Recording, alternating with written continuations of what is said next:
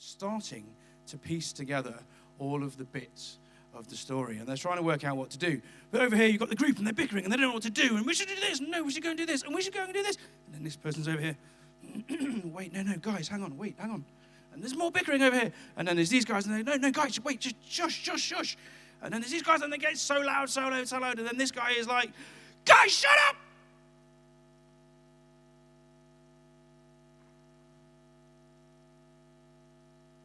What? We've all seen that scene in a film.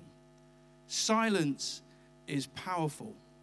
Silence can bring about a key moment. Filmmakers use silence all the time to emphasize something important.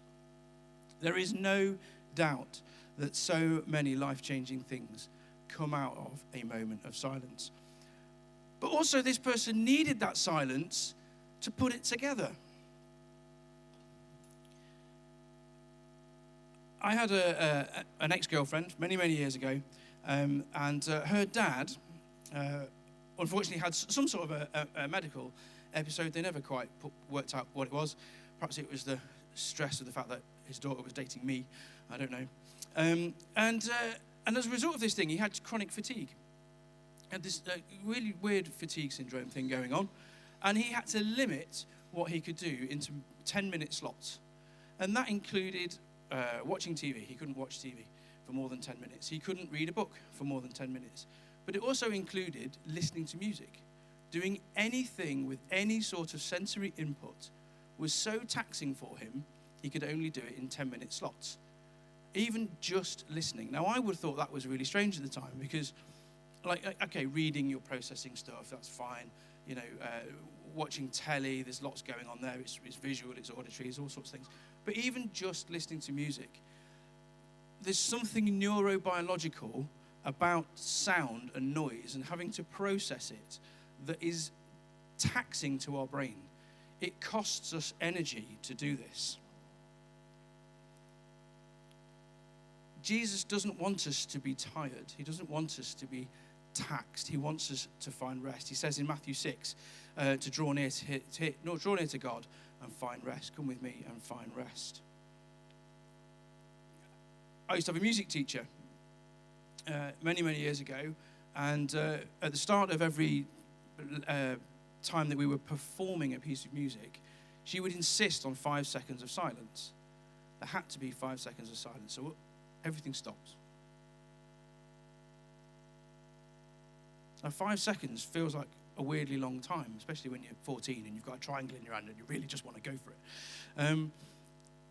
But it was really a powerful thing, because what that meant was, and what she always used to say was, you can't tell when the music starts if it doesn't come out of silence. You can't recognize the aim, the beautiful thing, the creation. You can't recognize the point of the thing unless it comes out of a place of silence. Otherwise, it's just a continuation of noise that changes from one kind of noise to another kind of noise. It's an important marker.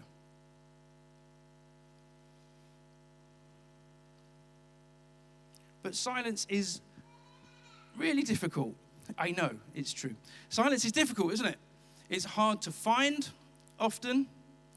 And it's sort of jarring. We have this weird thing as humans that most of it I do, and certainly, we want to fill silence. It's a bit awkward. We're all very familiar with the awkward silence, especially when Johnny's preaching. But it's weird. We don't like silence a lot of the time. If you've listened to anything of the podcasts, the Fight, Hustle, what's the name of it? Fight, Hustle, and End Busy-ness, or something like that. They talk about when astronauts go into space, they have to be trained to deal with the level of silence that there is in space, because it's just nothing. And it actually is disturbing to them how silent it is. And they go on and talk about how they can actually hear the sound of the blood going through their own veins. They can hear the tendons creaking over the joints and things in their bodies. They can hear their own internal organs moving and doing the things that they do. It's that quiet, it's weird. And if they don't train for it, it really freaks them out. And they can go they can genuinely have psychological problems. We are not used to silence, so we do need to train into it. There are lots of reasons why we're not used to silence. The go-to blame everything, and the fall of society these days, the smartphone. We live in a world of interruption. We live in a world that is constantly craving our attention. It wants us to do this, it wants us to do that, and it doesn't want us to have a minute to ourselves because there's something else somebody wants to sell us, or there's something else that somebody says we need. That we buy into this because we all have smartphones. I have one in my pocket, and we buy into this, and we've lost the art of taking a small pause, because I noticed this in myself when I would at bedtime put the boys to bed, and Sarah and I put the boys to bed, and one of us would be settling the boys while the other one would go downstairs and get a couple of cups of milk and tend to the boys. And I would go and get the milk, and as I walked down the stairs, my first response is to do this, and in the 30 seconds it takes me to walk downstairs, I couldn't not get my phone out and just see, oh, what's that? We are not accustomed to not being entertained all of the time, essentially. We've lived in a 24-hour culture for a very long time, and it just becomes subconscious, this need, this constant requirement for something. Of course, the stage of life we're at can have a big impact on that. Whether you are a carer for a relative, whether you've got kids, whether you've got a very, very busy job, whether you're working sort of 50, 60 hours a week, finding silence, finding quiet can be very, very difficult. There's no doubt about that. But essentially, all of that is just lots of versions of busyness. Finding silence is difficult because we are so busy. I think one of the awkwardnesses about silence is that sometimes it feels like wasted time. That sort of, you get to the end of a conversation and there's that sort of, okay, well, that's finished. Nothing left to say. It feels like the end of something. When there's nothing left, it's silent. Okay, so now we move on. I don't think it works like that. I think with God, it's in the silence that he can really, really speak to us. It's not the only way he can speak to us. There are lots of ways that God can speak to us, but I think there is something about silence which brings a powerful concentration to our time with God. A lot of people say, oh, but I'm with God all the time. He lives in us. We're with him all the time. Wherever I go, I'm in a constant state of prayer. I'm always sort of just talking to God and doing this and doing that. And that's fine. And that's true. And I would say that. But I would also say that's a bit of a cop-out, in my opinion. I am constantly around Sarah, except for when I'm at work. But I live with Sarah. We spend a huge amount of our time together. We go on holiday for 2 weeks, and we will spend 24/7 on holiday. We can go on that holiday and spend all of that time completely together, but still not get any more connected to each other if we are not actually taking time to stop and focus and connect on each other. And it's exactly like that with God. I know family aren't omnipresent, but the principle is the same. Unless you actually stop and take the time to focus and concentrate, it doesn't matter if it's with you all the time. You're not actually going to get that focused, concentrated time. And it's important that we do that. So how do we need to seek out silence? And there are two types of silence. And I want to talk a little bit about these now. There is the outer silence, which we've sort of talked a little bit about already. It's relatively easy to find outward silence. You can go and lock yourself in a room somewhere and it will be quiet. Sometimes it's easier than others. But outward silence is literally just that. It is that your surroundings, your environment is a quiet one with no noise. And how lovely that would be most of the time. But then there is inner silence, and this is probably the slightly more tricky one. Because when we talk about silence from a perspective of silence and solitude for the purpose of connecting with God, inner silence can really get in the way. But it's the inner silence, I think, that God wants to really work through and deal with so that you can become silent inwardly, and then we can really connect with God. And when by inner silence, what I mean, we've probably all got the voice in our head, the constant sort of chuntering to ourselves, I mustn't forget to do that, and I definitely need to do this.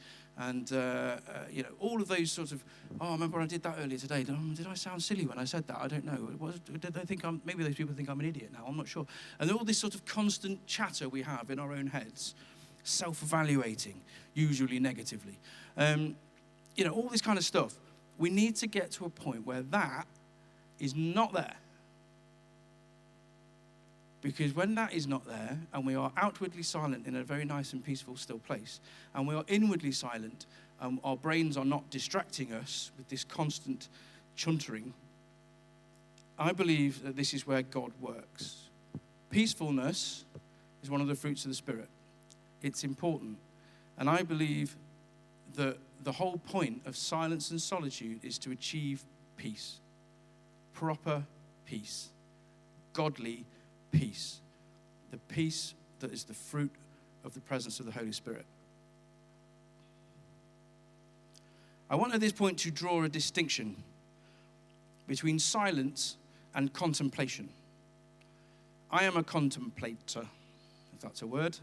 I like to contemplate. I like to go and think and chew things around, and I'll go and find a quiet space. I'll go and sit in the hammock at the bottom of my garden, or I will go and I quite often like to go to the beach over sort of Liso kind of a way and sit out there and just survey and be quiet and contemplate. Silence is not the same as contemplation, because contemplation is your mind literally just going around things. You're thinking, you're doing stuff. Your mind is busy. We're trying to be unbusy in the mind as well as in the physical sense.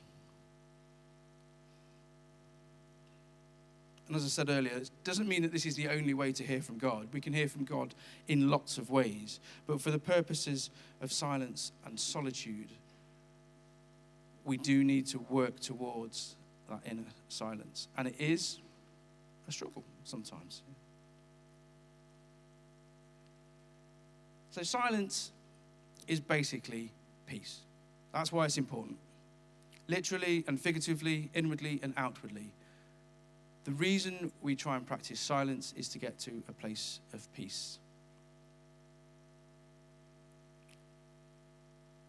So let's look at a little bit at solitude. It literally means being alone. That's it. So that's solitude. No. Being on one's own. Being by yourself. There is a very, very clear biblical precedent in the Gospels for solitude. Jesus was sent into the desert. Mark 1:12. Mark 1:35, very early in the morning when it was still dark, Jesus got up, went out by himself and prayed. Mark 2:13, once again, Jesus went out to beside the lake by himself. Luke 6:12, Jesus went out to the mountainside to pray. Matthew 14, verse 13, after the beheading of John the Baptist, Jesus withdrew to a solitary place to pray. Even before his crucifixion, Jesus went to the Garden of Gethsemane to be on his own. The disciples found him there. So in all situations that Jesus was facing, pretty much one of his first responses and one of his first reactions was to go away somewhere by himself, find some solitude, maybe not silence, because I don't know if you can find silence up a mountain or in the garden. I don't know what there was around.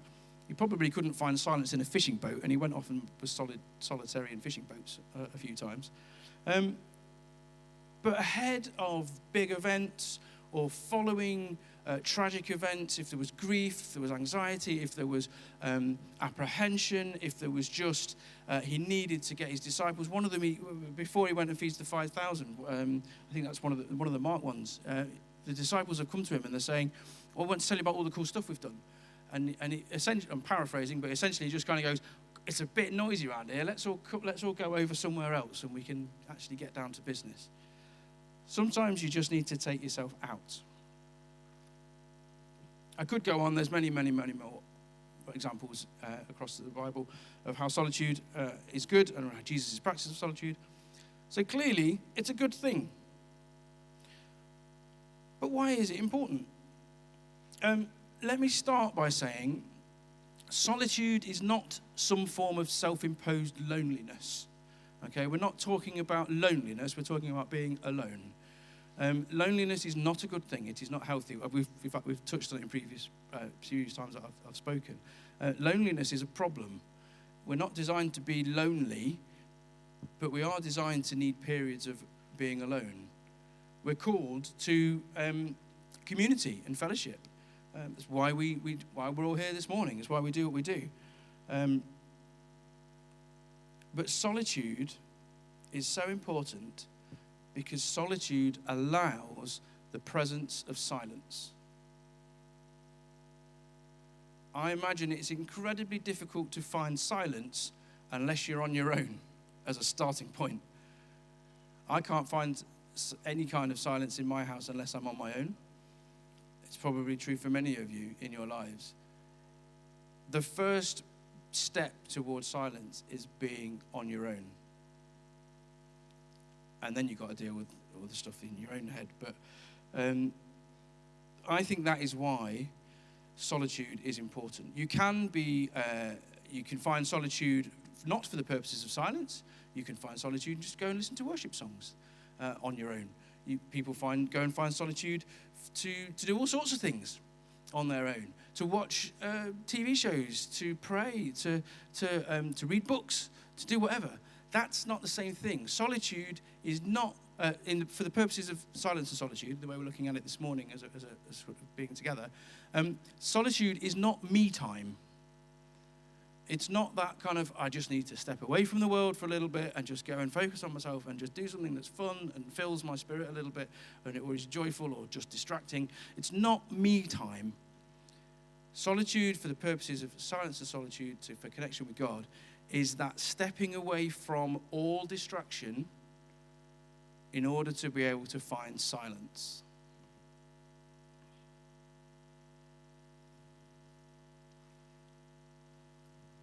There's nothing wrong with me time, obviously. We all need that time, but it's not quite the same thing. Solitude, just like silence, is very difficult to find at times. I often talk to people. I'll finish that sentence. I often talk to people. I often talk to people about a lot of things, changes they want to make in their life, whether it's like they want to go to the gym more, whether they want to do this, whether they do that, and they say, but I just don't have the time. Just don't have time. We're so busy. Well, that's kind of the point of the whole series for a start. But, I don't have the time. I read a really interesting thing a couple of years ago that said, instead of saying I don't have time, try saying that's not a priority for me. And see how that feels different. Some stuff we can't get out of. I appreciate life is full of things. We can't just neglect our responsibilities to that 100% of the time. That wouldn't work. However, we all have 24 hours in a day and we all have 7 days in a week, and we choose how we spend that time. I myself would say I often feel like I don't have time for silence and solitude. And then I thought about it while I was writing this talk. And in the last 4 to 5 weeks, I have watched the entire series of Hunters on Amazon Prime. It's very good. It's 10 episodes. Some of them are over an hour long. I'm also on episode 6 of Lock and Key on Netflix. It's very, very good. They're an hour each. So there's about 17, 18 hours of my time. Sarah and I have very different choices in television viewing. Therefore, I have watched almost the entirety of that 18 hours of viewing by myself. Have I got time for solitude? Absolutely. Of course I do. Just what do I do with that solitude? This preach is really for me. I spent a whole day yesterday at a board games convention. It was very good. A whole day, 24 hours. I drove to York on Friday night, and I got back at midnight last night. It was well over 24 hours. Okay? Do I want to go and have I got time for a whole day of silence and solitude? Of course I have. I can find time I can get Sarah to look after the kids for the day. Not look after the kids, she's not a babysitter, she's their mum. But you know what I mean? Like I can engineer my life to a point where I can actually just step out for 24 whole hours with all of the responsibilities and the full-time job and everything else for a board games convention. I can do that. It was very good. How often do I choose to do that for silence and solitude? Like I said, this preach is for me. Ultimately, what would have benefited me more over the last 5 weeks or so? To have been fully up to date with a dramatized version of Nazi hunters in 1970s New York, and halfway through some completely made-up story about magic keys, and have gone to a board game convention where I spent too much money, or I've had all of that time, those little 1 hour pockets of peace with my Creator God. Ultimately, I should probably turn the telly off a bit more. There's a theory, I forget who it was, it might be John Stott. If it is not, I apologize, and I'm probably getting the theory slightly wrong because there's lots of versions of it. However, what they often say is an hour a day a week, and a week a year. If you're aiming for that kind of a pattern, that regularity, so you're getting little bits, an hour a day sounds like quite a lot to me, but the idea is you've got little bits that are very, very regular, slightly bigger bits that are not so regular, and then a big chunk. But it's this pattern. And I'm not going to go into Sabbath, because that's another preach later on. But this pattern of rest, of stopping, of peacefulness, it permeates through the whole Bible. And we're being absolutely foolish if we ignore that. So how do we actually do it?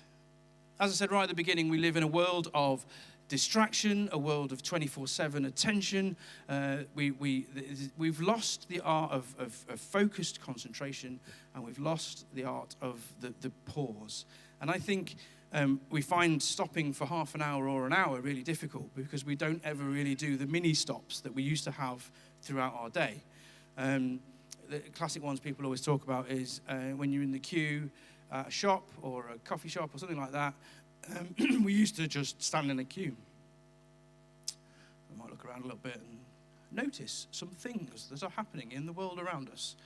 Now, we all put a cricket on that can do this. And we don't interact with the world around us. It's not silence and solitude, but it is practicing the art of the stop. The not needing something to be feeding my brain permanently. Don't take your phone with you when you go to the loo. Like I said, this preach is really for me, but just stop.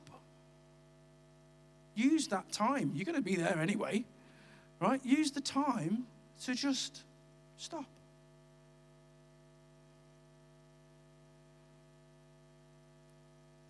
Forego one TV show a week. Just watch 3 or 4 box sets, not the last one. Just give one of them up. Use that hour for something else. There's a great little story talking about smartphones and not taking them to the loo and not getting them out in coffee shops and stuff. Again, if you listen to the Fight, Hustle, End, Hurry, whatever it's called, podcast, they talk about Martin Luther King. And there was a moment in Martin Luther King's life when he'd just been arrested for a a few miles an hour over the speed limit. He was getting death threats, like it was all pretty intense. And he lay down one night, and he lay on his bed, and he was praying, and he was like, God, this is just too much, man. I got to stop. I'm like, this is too much. I need to quit. And he just lay there for a bit. And he felt God say, no. You got to keep going, man. This is important. And we all know the rest of the story. But the point they make on this podcast is, imagine if Martin Luther King had a smartphone and he'd lay down in bed and gone, I just need to quit. This is way too much. I'm just gonna like distract myself for a little bit. And he hadn't had that period of silence, of that little bit of just crying out to God and then waiting. How different history would be. Was it, Casey, was it you that I was talking to about students contemplating on something and going off for 25 minutes? Was that you? No, it was another teacher. I talk to so many teachers, I forget who they all are. But they were saying that, they gave their students a challenge of taking a particular idea and 25 minutes to go and just think about it. I know we're talking a little bit more about contemplation now, but this is about the art of the stop, right? The persistence, not just a little bit, but you got to wait. And they gave him 25 minutes, go and think about this idea, and like just think about it. It's essentially like go and pray on it, like kind of wait about it. And then they all came back and they went, do you know what? I figured something out. And they were like, okay, cool. Where in that 25-minute period did that figuring out bit happen? And for all of them, it was in like the last 5 minutes. They had to sit through the 25 minutes of going, I'm not sure. They had to wait and persist. If they got bored and distracted and then just pulled the phone out or did something else, they wouldn't have got to that point of revelation, that moment of change. I'm going a little bit off piste, but it's okay. So moving forwards, as we go back into our daily lives, I just want to really, really encourage you to make the pause.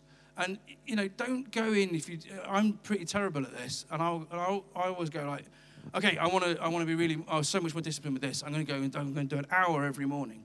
And it doesn't happen because an hour every morning going from 0 is a really stupid thing to try because you're going to set yourself up for failure.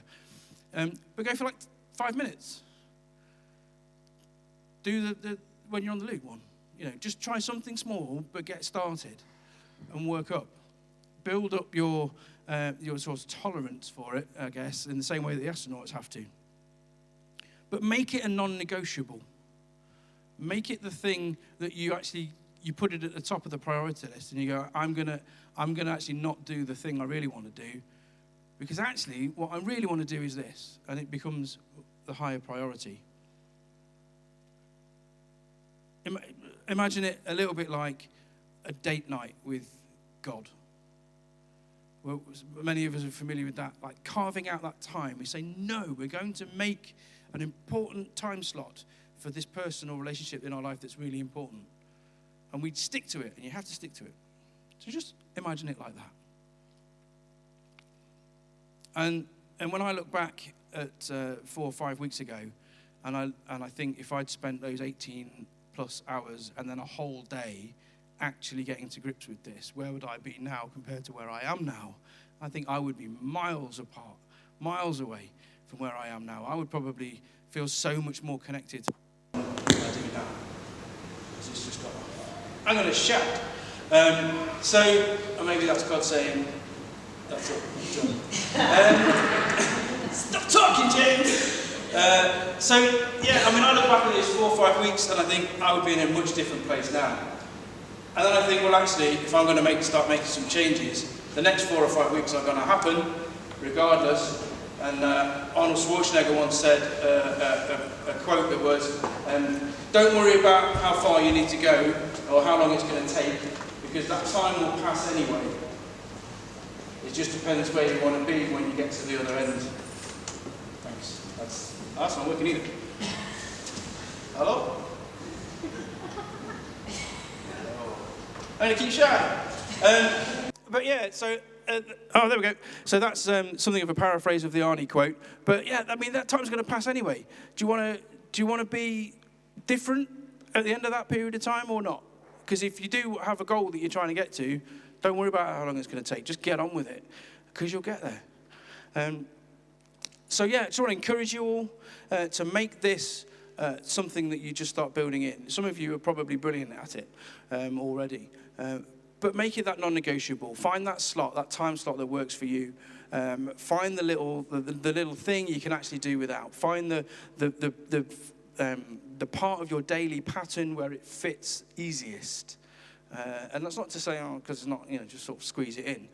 But you want to try and make this work, right? So find the easy part. Do it. There's no point in fighting yourself, even though you are a little bit. But so there we go. So yeah, find that this week. Think about that this week, and let's see where, as a church, we can all be in 4, 5, 6 weeks' time, a year's time, 5 years' time, when we're all just really, really working at that connection to God that can only be found in solitude and the resulting silence. And once we're spending that time alone with God, because of course we're not alone. God is always with us. He's omnipresent. And when you are alone from people, the only other entity you have to speak to is God. Is the only other thing around. So when we've got to grips with that, and through that we have dealt with the busyness of our minds and the noisiness in our heads, and we can find that place of silence and the resulting peace that comes with it, we will, as a church and as individuals, carry that peace with us and change the world. If you feel that you need a little bit of help with that and you want to pray into that, the prayer team will be at the back by the tables at the end of the service. So do go and speak to them, go and talk to them about it, and start now. Go and have a few moments of silence. So great. I'm going to invite the band back up to come and close our service in worship. So yeah, Lord, as we head into our week this week, I just want to pray for myself as well as everybody else here, that you would reveal to us those moments. You would call to us through the noise, through the busyness, and say, I want some of your attention. Put your phone down. Put the TV, turn the TV off. Do whatever it is. Whatever that distraction is, Lord, I pray that you would just show that moment and call us into your presence with regularity, with commitment, and with concentration this week. In your name, amen.